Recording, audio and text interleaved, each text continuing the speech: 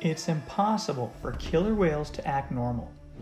And Tilikum, one of SeaWorld's most famous orcas, killed Don Branchio in 2010 in front of hundreds of spectators. But we have to ask the question, why did SeaWorld still keep him? And worse than anything else, why did they keep him when they clearly knew this was not his first murder? In fact, it was Tilikum's third murder. Please stay tuned as we go over all the murders and expose the new released information of Tilikum's first ever murder of an aquarium visitor that sadly fell into the aquarium pool. Well, Tilikum's story all started in the ocean waters next to Iceland. He was just an innocent male at 2 years of age, when all of a sudden he was captured and taken from his family to the Hafnarfjordur Marine Zoo in Iceland. In less than a year, in 1984, he was again transferred to another marine zoo all the way in Vancouver, Canada. But this is the part of the story that we really see what led to this orca's agitation and killer behavior. When Tilikum was transferred, he was put in another tank with 2 other female orcas. Remember now, at the time, he was only 22 feet long and the tank was 26 feet wide. So the conditions were horrible, as he was constantly cramped and uncomfortable. So things became very abusive for him, as the 2 other females constantly abused him. They wanted to show him that they were the alphas and would repeatedly bite him. So much that it got to the point where he had to be taken to a medical pool because of all the ulcers he received from the stressful situation. And all these factors slowly led to the start of his murders. In 1991, a marine biology student, Kelty Byrne, fell into the same pool as Tilikum and the 2 other female orcas. All of them quickly grabbed her and pulled her to the bottom of the pool. She tried and tried to escape, and even all the crew members tried to help her by throwing a pool rescue hook, but it was no good. After 10 minutes of suffering, she had drowned to death. The story made headlines everywhere.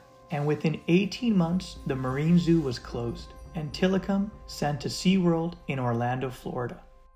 And in 1999, the second murder happened. Now this next murder is what made the orca famous. Dawn Branchio was just a trainer for 6 years at SeaWorld, and she had a very close bond with Tilikum. All of a sudden, on a regular day in 2010, Tilikum grabs her by the ponytail and pulls her into the water. He rips her left arm from the socket, breaks her ribs, damages her spinal cord, and repeatedly drags her into the water, and viciously abuses her. Unfortunately, it took 45 minutes for the trainers to calm Tilikum down. But by that time, it was too late, as Dawn had passed, and no one understood why. They were almost like best friends. Even her colleagues were in shock. One of them even stated he had a great relationship with her, and she had a great relationship with him, said John Hargrove, one of SeaWorld's senior trainers at the time. I do believe that he loved her, and I know she loved him back. The story again took media by the storm, and even the National Geographic got involved and made a movie about the story called Blackfish, as the people wanted an answer. Now, with all that being said, this next murder will just make you tremble, as it's going to bring chills down your spine. It was just a regular day when a couple of the orca trainers went to open the gates of the pool. All of a sudden, they see a dead body of Daniel Dukes, a 27-year-old man who was just a spectator and an ordinary visitor. Supposedly, Daniel had snuck into the park at midnight and jumped into the pool to play with the orcas, but his fate didn't end too well for him. He had drowned to death and his genitals bitten off. He was hurt, and he was hurt bad. And when they did the autopsy, they found multiple contusions all over his body. When the incident was over, it really put fear into the trainer's psychology, as they realized the vicious monsters they were dealing with.